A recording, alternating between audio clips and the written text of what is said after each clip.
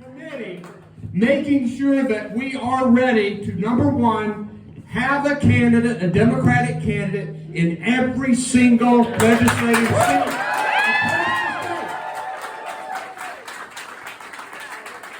And I'm paying the filing fees.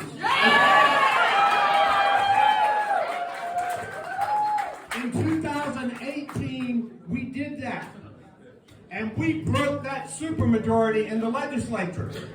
And over the last 4 years, we've stopped a lot of bad things, and we have forged good things, like clean energy legislation to get us to carbon zero by 2050, like Medicaid expansion to ensure 600,000 more North Carolinians, like strong jobs. Tonight, thank you all so much. I'd love to be able to give the microphone over to my vice chairs up here with me to say a few words. This chair's reception is honoring every single one of us up here, folks that have given a part of themselves to the party this year. It is not easy to do these roles and to be in these positions, but I just want to say thank you to all of them who are giving a part of themselves to this party, because that is what all this is. So, Jonah Garson, our first vice, everybody. Y'all sleepy? No! Y'all sleepy? No! I'm not sleepy either. Y'all, I'm Jonah Garson. I'm your first vice chair. This is your Democratic Party, all right? Now, I'm going to keep it very, very brief. This is a packed room. It's a hot room, and I know folks want to get more food and drink. So, a couple things I want y'all to come away with. Number one, we are building a North Carolina Democratic Party to suit the times. Yeah. We have been living through, in so many ways, a lost decade, a difficult decade in North Carolina. I came of age as a lowly legislative intern in 09 and 10. Y'all know what happened to this state in 2010? Yeah, right. Never in my wildest dreams did I think that I would be here as an elder millennial at 36 years old. And we're talking about breaking the supermajority. Let me tell y'all something.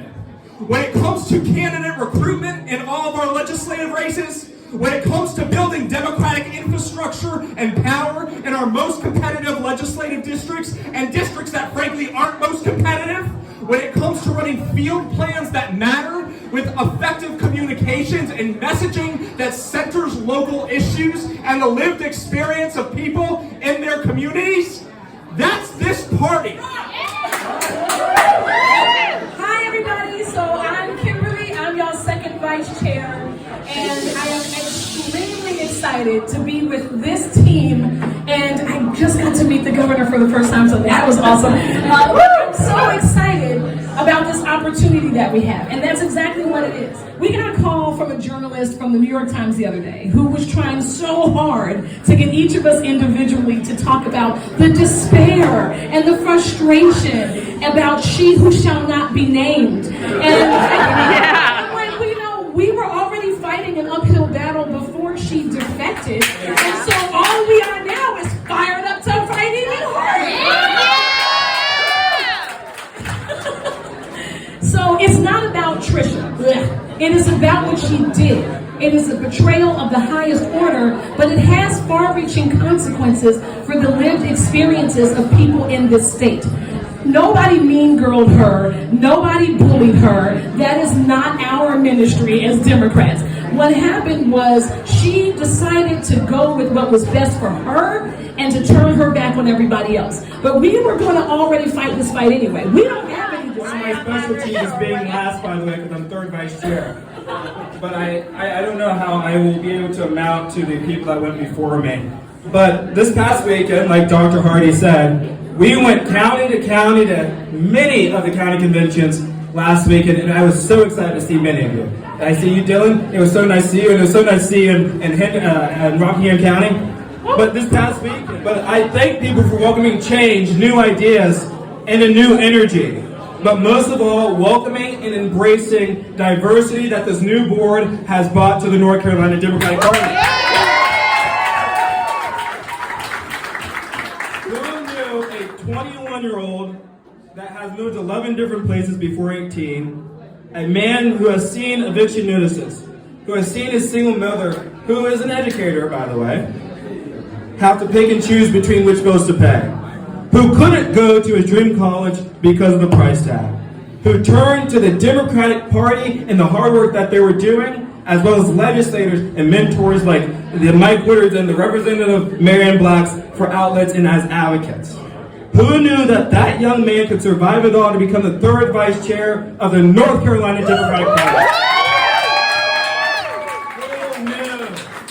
I spoke on diversity because these lived experiences reflect the many experiences that folks we serve and meet daily are experiencing. Everyone, without further ado, our chair of our North Carolina Democratic Party, Anderson Clayton.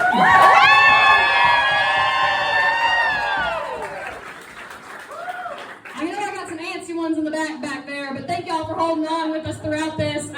It's amazing to see this many people in Goodwin House, honestly. I can't think of the last time that there were this many people, quite frankly, in Goodwin House. And what Dr. Hardy said earlier about this house is your house, it is the people's house, and we're going to have so many more events here because we know that we need to organize everywhere. We need to galvanize people, bring folks back to the fold that have been out there and have been wondering where the Democratic Party is for a while.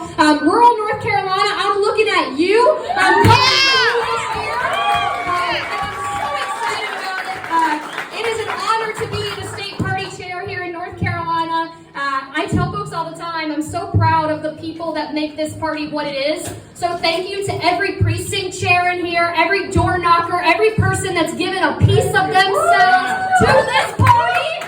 Yeah? I'm going to ask you to give a little bit more this year. Because I'm telling y'all what they said. Us being in a super minority, we knew our reality before last week, and it hasn't changed. Democrats have got to dig our heels in. We've got to find our fight again, and we're going to do that everywhere across this state. And Jonah and I, and Kim and I, and Elijah and I are dead set on making sure that every county feels the love and the passion and the energy that we are going to bring this year. You can't organize who you don't love, y'all, and we love North Carolina.